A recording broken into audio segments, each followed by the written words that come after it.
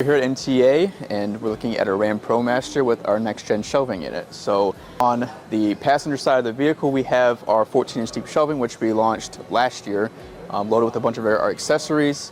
On the driver's side, we have our new 18-inch deep shelving, which we'll be launching later this year, which should allow us to carry over a lot of these accessories you see on the other side of the vehicle.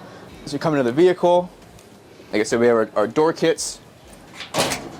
Helps hold our product on the shelf and not fall off while vehicles are in transit.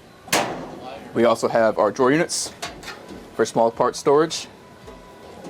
We have our bins, which are designed specifically for the shelving unit.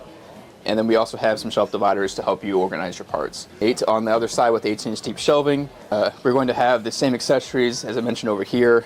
We have our new 18-inch bins, and then we have the door kit, which is compatible with that.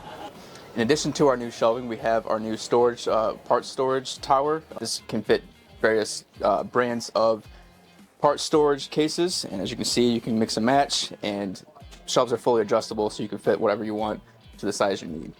I want to thank you guys for watching this and appreciate all the support at NTEA 2026.